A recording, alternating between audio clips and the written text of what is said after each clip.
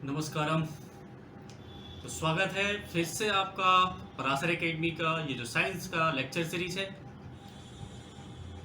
दोस्तों, हम chapter 8 class 9th motion discuss कर रहे थे और मोशन डिस्कस करते करते हम पहुंच चुके हैं graphical representation of motion. Motion के ग्राफिकल रिप्रेजेंटेशन में भी हमने पिछला जो हमारा वीडियो था उसमें हमने डेरिवेशन देखा था v equal to U plus A T, यानी वेलोसिटी टाइम का जो रिलेशनशिप है उसका हमने इक्वेशन देखा था और उसका ग्राफिकल रिप्रेजेंटेशन देखा था। आज हम देखेंगे स्टूडेंट्स, आज जो हमारा टॉपिक है वो है equation for position time relation, यानी पोजीशन और टाइम के बीच में रिलेशन क्या है। फिर वही सेल्फ स्टडी को डेडिकेटेड ये सीरीज है। पराशर एकेडमी पे जो भी आपको मटेरियल मिलेगा वो पूरा का पूरा सेल्फ स्टडी को डेडिकेटेड होगा। तो आप जो हेडिंग दिया गया उसी को सबसे पहले डिकोड करो। हेडिंग में है कि इक्वेशन किसका, पोजीशन और टाइम का। पोजीशन और टाइम का इक्वेशन इट मींस कि पोजीशन को हम रिप्रेजेंट करते हैं एस से और टाइम को रिप्रेजेंट करते हैं टी से, यानी एक ऐसा इक्वेशन जो पोजीशन और टाइम दोनों को डेडिकेटेड हो। तो आपके सिलेबस में इससे एक ही इक्वेशन है, that is S equal to U T plus half A T square, S equal to U T plus half A T square. This is the equation which is dedicated to position time relationship. Then here s is the position, t is the time, u is the initial velocity, a is the acceleration. We know very well about u, v, a and t. इन सब के बारे में हमें ढंग से पता है कि u क्या है, v क्या है, a क्या है, t क्या है। ठीक है, अगर डाउट है तो प्रीवियस वीडियोस जो है उसको आप रेफर करें, वहां पे जाएं, देखें, आपको सब क्लियर हो जाएगा। तो आगे बढ़ते हैं, इसका डेरिवेशन आज देखते हैं और कुछ न्यूमेरिकल देखेंगे। तो आज पूरा जो हमारा सेशन है वो डेडिकेटेड होगा कि डेरिवेशन, जो कि बहुत ही इंपॉर्टेंट है, आपके एग्जाम में पूछा ही पूछा जाना है। ये जो 3 डेरिवेशन में आपके साथ डिस्कस कर रहा हूं ये आपके एग्जाम में पूछा जाएगा। सो प्लीज इस पे फोकस करना है। फिर वही चीज, ग्राफ आपका वही पुराना वाला ही ग्राफ रहेगा। पुराना वाला ग्राफ क्या था आपका? पुराना वाला ग्राफ था आपके पास ये ग्राफ था। ग्राफ किसका किसका था? वेलोसिटी मीटर पर सेकेंड में होगा और वेलोसिटी वर्सेस टाइम का ग्राफ था, टाइम जो कि सेकेंड में होगा। वेलोसिटी वर्सेस टाइम ग्राफ में हमने एक ग्राफ बनाया था जो रिप्रेजेंट करता है कि इनिशियल वेलोसिटी जीरो नहीं है। अगर ग्राफ में यहां से स्टार्ट करता है तो इनिशियल वेलोसिटी जीरो होता है। ग्राफ अगर कहीं इस लाइन से स्टार्ट करता हूं इट मींस कि इनिशियल वेलोसिटी जीरो नहीं है। तो हमने वही जो ग्राफ पिछला यूज किया था वही ग्राफ यहां भी यूज करेंगे और ये ग्राफ तीनों इक्वेशन में एक ही ग्राफ यूज होगा। ठीक है, तो फिर वही नोटेशन फिर वही होगा आपका। ठीक है, ओ इसको मानो, ए मानो, बी मानो, ठीक है, सी मानो और यहाँ पे डी मानो और इसके पैरेलल एक लाइन खींच दो, इसको ई मानो, कोई फर्क नहीं पड़ता है।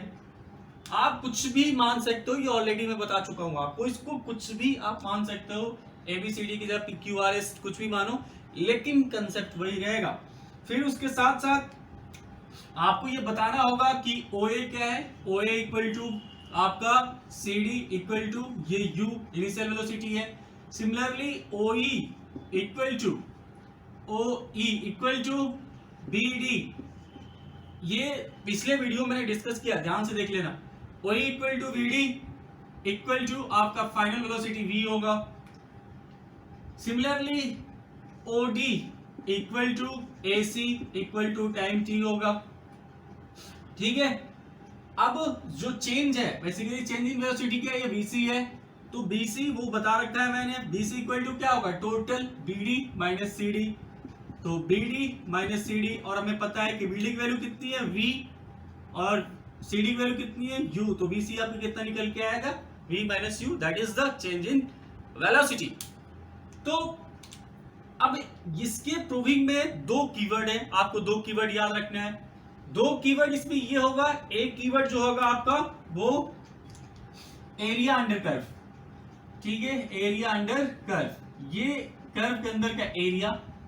ठीक है, and we know that in velocity time graph the area under the curve, it means कि the area under this line, this graph is always give us what, distance और displacement. तो velocity time graph में curve के नीचे का जो area है वो एरिया हमें क्या देता है, डिस्टेंस या डिस्प्लेसमेंट देता है.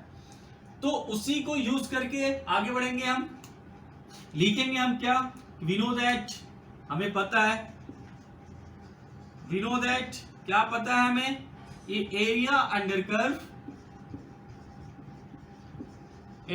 Curve in velocity time graph, लिख लेना velocity time graph give us क्या देता है हमें, डिस्टेंस और डिस्प्लेसमेंट. ठीक है. अब यहां पे एरिया क्या है, यहां पे एरिया है आपके पास दो, यहां पे दो आपको शेप दिख रहे हैं, एक शेप ये, ठीक है, ये एक शेप दिख रहा है, this shape is the right angle triangle and second shape is this and this is the rectangle. So in this case we will add the area of angle triangle, right angle triangle, area of right angle triangle and area of rectangle. So let's go. मैं यहां पे कोशिश करता हूं add करने का.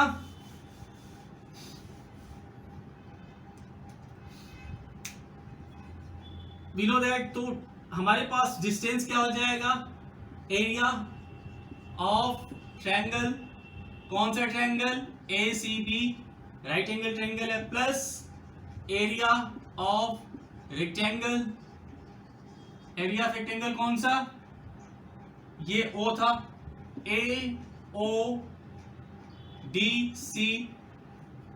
Area of triangle AODC. अब area right angle triangle formula क्या होता है, half into base into height. What is the base, here the base is AC, half into, पहले आप रेक्टेंगल की लिखना ताकि आसानी होगा. तो सबसे पहले एरिया ऑफ रेक्टेंगल लिखते हैं. अच्छा, A प्लस B लिखूं या B प्लस A लिखूं, कोई फर्क नहीं पड़ता है, लेकिन चूंकि हमारा डेरिवेशन आसान हो, कंफ्यूजन ना हो, इसीलिए मैं पहले एरिया ऑफ रेक्टेंगल लेकर चल रहा हूं. Then what is the area of rectangle? Area of rectangle, length into breadth. What will be the length? 8. Length is OA. Length आपका OA हो गया. And what will be the breadth? OD. Plus half into base. Base क्या होगा आपका? Base will be the AC. And the height. Height will be BC. ठीक है students, तो देखते हैं, आगे बढ़ते हैं. We know that what will be the OA? OA, we know that OA is U. And what is OD? OD is T. We have already mentioned about this. Then what will be the AC? AC, we know that AC is equal to the OD and this is the T. And BC, we know that what is the BC? BC is the V minus U. We have already mentioned about it. So V minus U. एक keyword आपका था इस पूरे derivation में कि आपको area, ये जो एरिया है, एरिया ऑफ ट्रेपेजियम बोल रही है, या area, this area under curve आपको निकालना है. ट्रेपेजियम अभी याद नहीं रखना है, एरिया अंडर कर्व ये निकालना है, जिसमें ट्रायंगल के एरिया, रेक्टेंगल के एरिया को ऐड कर देना. पहला कीवर्ड वो था. दूसरा कीवर्ड यहाँ पे by first equation of motion, by first equation of motion. जो फर्स्ट इक्वेशन मोशन क्या था हमारा, v equal to u plus AT. यहां से v माइनस u क्या निकल के आया, AT. इसको इक्वेशन सेकंड मान लेना और इसको इक्वेशन फर्स्ट मान लेना. तो सेकंड कीवर्ड आपको याद रखना है इसमें कि आपको फर्स्ट इक्वेशन ऑफ मोशन लेना है, और फर्स्ट इक्वेशन ऑफ मोशन लेके वहां से v minus u find out करना है. तो v minus u find out करने पे हमें क्या मिला, AT. तो हमारा क्या हो जाएगा, s इक्वल टू, इसमें पुट करने पे आप लिख लेना by equation first and second, तो मैं यहाँ लिख नहीं रहा हूं. तो इक्वेशन फर्स्ट सेकंड से क्या मिलेगा, s इक्वल टू ut, तो ऐसे ही रहेगा, ये ut ऐसे रहेगा, प्लस हाफ इंटू t, तो ऐसे ही रहेगा. अब v माइनस u की जगह क्या आ जाएगा, AT आ जाएगा. याद रहे, टारगेट आपको पता होना चाहिए, हर बार डेरिवेशन में आपको टारगेट पता होना चाहिए. टारगेट क्या था हमारा, टारगेट था s equal to ut plus half AT square proof करना, यानी t इंटू AT स्क्वायर हो जाएगा. यानी हमें AT लाना ही था. AT कैसे आएगा, वो फर्स्ट इक्वेशन ऑफ मोशन से ही आएगा, बाकी आपको कोई AT नहीं मिलेगा. ठीक है, तो यहां से हमारा प्रूफ हो गया. क्या प्रूफ हो गया, जो हमारा डेरिवेशन है डेरिवेशन क्या था, s equal to ut plus half at square.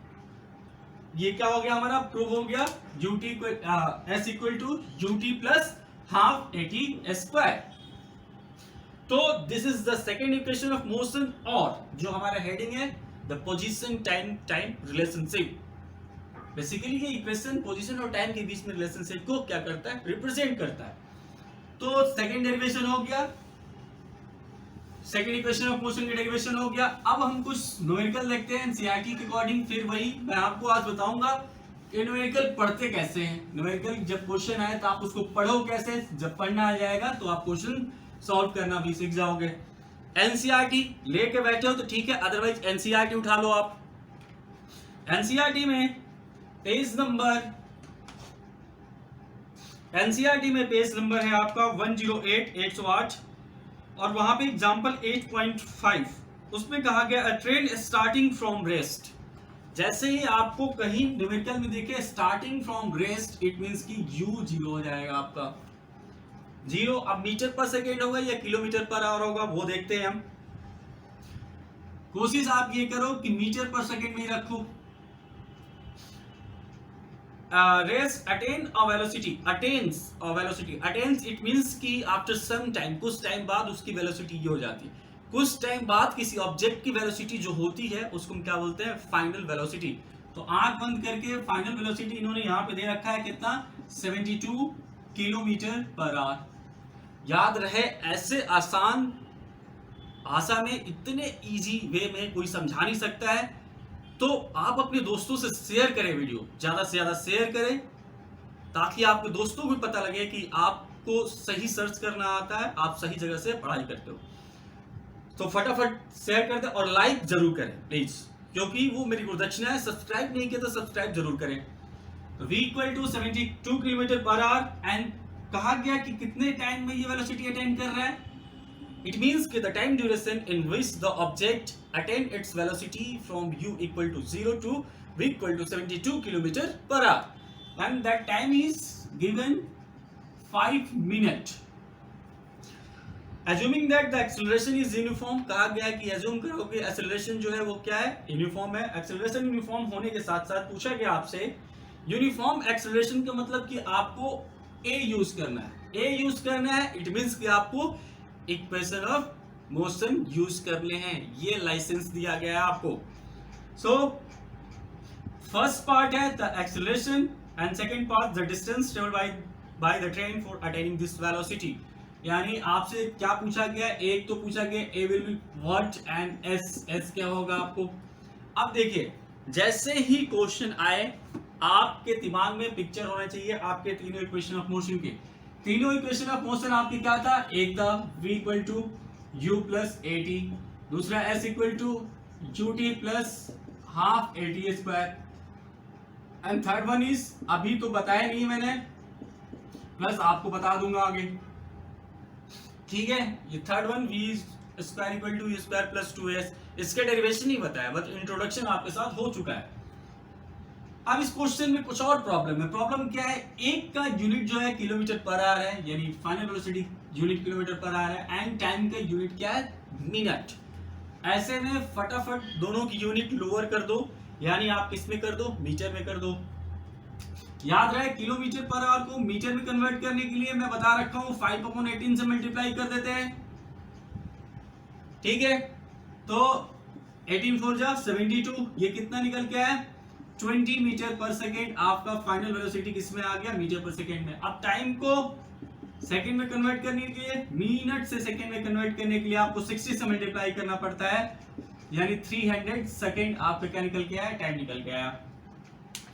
अब हमारे पास u है, v है, t है, और हमें क्या निकालना है, a। अब देखो इसमें किसमें आसानी है, पहले देखते हैं। u हाँ u है, v हाँ है, t हाँ है, और a निकालना है। यानी फटाफट आप first equation of motion use करोगे। एटलीस्ट कोई भी इक्वेशन यूज करने के लिए आपके पास एक अननोन होना चाहिए, बाकी नोन होना चाहिए। तो इसमें बाकी तो नोन है, अननोन क्या है, a है, और वही हमें फाइंड आउट करना है। तो इस तरीके से आपको सिलेक्शन करना है कि कौन सा इक्वेशन ऑफ मोशन आप यूज करोगे। तो जब हम इक्वेशन ऑफ मोशन को यूज करेंगे तो v की वैल्यू 20 इक्वल टू u की वैल्यू 0 पुट करेंगे प्लस a हमें फाइंड आउट करना है, टाइम कितना हो जाएगा 300, तो a इक्वल टू कितना निकल के आया 20/300 मीटर पर सेकेंड स्क्वायर। जब वेलोसिटी मीटर पर सेकेंड में है और टाइम सेकेंड में है तो एक्सेलरेशन का जो यूनिट होगा, एक्सेलरेशन यूनिट होगा आपका मीटर पर सेकेंड स्क्वायर में। इसको आप सॉल्व कर लेना। 2/30 यानी 1/15, ये आपका निकल गया है 1/15 मीटर पर सेकेंड स्क्वायर। कुछ को लड़के पूछते हैं, कुछ बच्चे पूछते हैं कि सर क्या इसको डेसिमल में कन्वर्ट करना जरूरी है? It's depend on your school curriculum और your science teacher of your school, वो कैसे आपको प्रैक्टिस कराए उसी के अकॉर्डिंग आपको करना है। तो हमारा ए का काम हो गया, अब हमारा काम बचा किसका? किसका काम बचा हमारा? एस का। एस फाइंड आउट करना है। अगेन एस फाइंड आउट करने के लिए हमारे पास दो फॉर्मूला है, एक ये है और एक दूसरा है। अब इन दोनों में आसान, v हमारे पास है, हाँ u हमारे पास है, a भी हमारे पास है और s निकालना है, यानी हम इसको यूज कर लेंगे। ऐसे तो इसको भी यूज कर सकते थे, लेकिन देखो थोड़ा कॉम्प्लिकेटेड दिख रहा है, स्क्वायर स्क्वायर है, थोड़ा टाइम लगेगा। अब इन दोनों में चॉइस हमारे पास है तो हम इजी वाला यूज करेंगे, v स्क्वायर, इसमें भी स्क्वायर, तो 20 का स्क्वायर कितना हो जाएगा 400 इक्वल टू u 0 था हमारा प्लस 2 इंटू ए अभी हमने निकाला 1/15 इंटू एस हमारा कितना था, सॉरी एस हमें फाइंड आउट ही करना है। तो बेसिकली ये कितना निकल के आया 400 into 15 divided by 2 equal to S, और ये एस जो है आपका किस में होगा? मीटर में होगा, क्योंकि सारा काम किस में था हमारा? मीटर पर सेकेंड में। सॉल्व करोगे ये 200 तो आपको क्या निकल के आया यहाँ पे 15 टू जा 30 और 00 और लगा दो, मीटर यानी 3 किलोमीटर। ठीक है, तो आपको यहां से दोनों इंफॉर्मेशंस, इक्वेशन ऑफ मोशन आप साइड में लिख के रखो या दिमाग में रखो और चेक करो कि किसको आप इंप्लीमेंट करोगे। ठीक है, अगला एक क्वेश्चन है, फिर उसको मैं इजीली पढ़ के आपसे डिस्कस कर लेता हूं। क्वेश्चन पढ़ना आना चाहिए। अगला क्वेश्चन कहा गया है